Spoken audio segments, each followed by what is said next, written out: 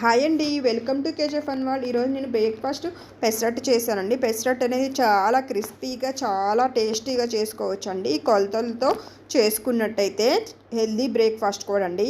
ఈ పెసరట్టు అనేది ఇడ్లీ, ఉప్మా కంటే ఈ పెసరట్టు చాలా మంచిదండి. చాలా ఈజీగా చేసుకోవచ్చు.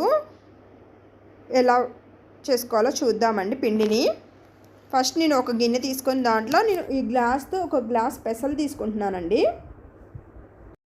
ఈ పెసల ప్లేస్లో మీరు పెసరపప్పు అయినా వేసుకొని నానబెట్టేసుకోవచ్చు అండి. పెసలు అయితే నేను నైట్ నానబెట్టేసుకుంటాను అనమాట. నేను అదే గ్లాస్తో ఒక హాఫ్ గ్లాసు బియ్యం తీసుకుంటానండి. బియ్యం మీరు రేషన్ బియ్యం అయినా యూజ్ చేయొచ్చు అండి. రేషన్ బియ్యం అయితే ఇంకా చాలా బాగుంటుంది అనమాట టేస్ట్ అనేది. ఇప్పుడు వాటిని మిక్స్ చేసుకొని దాంట్లో వాటర్ పోసేసుకొని 2-3 టైమ్స్ మంచిగా క్లీన్ చేసుకోండి. అప్పుడు మంచిగా క్లీన్ అయిపోతాయి అన్నమాట. ఈ విధంగా క్లీన్ చేసేసుకొని ఇప్పుడు దాంట్లో ఫ్రెష్ వాటర్ పోసుకోండి. ఫ్రెష్ వాటర్ అంటే మనం తాగే వాటర్ పోసుకోండి. తాగే వాటర్ పోసుకున్నట్టయితే అవి నానిపోయాక వాటర్ మిగులుతాయి కదండి, అవి మనం మిక్సీ పట్టేటప్పుడు యూజ్ చేసుకోవచ్చు అనమాట. ఇలా వాటర్ పోసేసి మూత పెట్టేసి నానపెట్టేసేసుకోండి. నైట్ అంతా నేను ఓవర్ నైట్ మొత్తం నానపెట్టేసుకుంటానండి. ఒక 4-5 అవర్స్ అయితే మీకు సరిపోతుందన్నమాట. మార్నింగు ఇలా నానిపోయి ఉన్నాయండి. పెసలు బియ్యం అనేది చాలా బాగా నానుతాయండి నైట్ నానపెట్టేసుకుంటే. ఇప్పుడు ఒక మిక్సీ జార్ తీసేసుకొని ఇప్పుడు నానిన పెసలు బియ్యం ఆ మిక్సీ జార్లో వేసుకోండి అన్నీ. నేను పొట్టుతో సహా పెసల్ని అలానే పట్టేసుకుంటానండి. మిక్సీ చాలా బలం కూడా, పెసరట్టు అనేది చాలా టేస్ట్గా కూడా వస్తుందండి.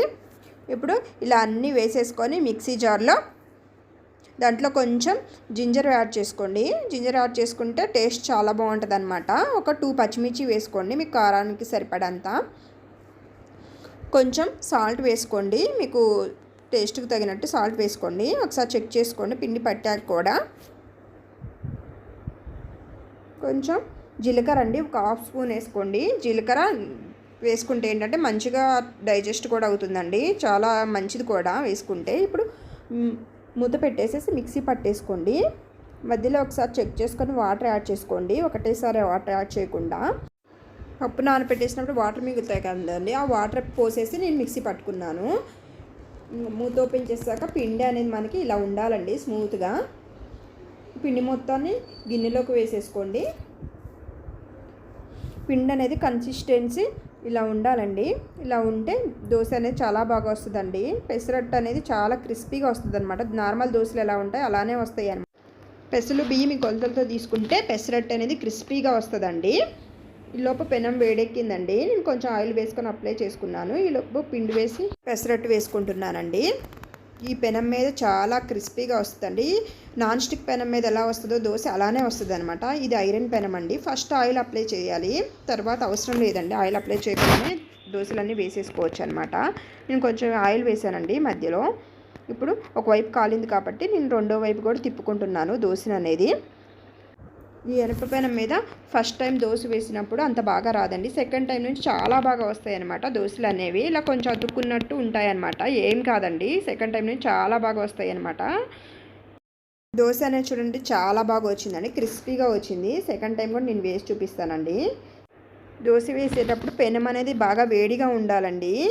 వేడిగా లేకపోతే దోశ అనేది అంటుకుపోద్ది అనమాట, సరిగ్గా రాదండి. ఇలా దోశని వేసేసుకోవాలండి. కొంచెం ఇప్పుడు ఆయిల్ వేసుకోండి. ఇప్పుడు కొంచెం వేగాక రెండో వైపుకు తిప్పుకోండి.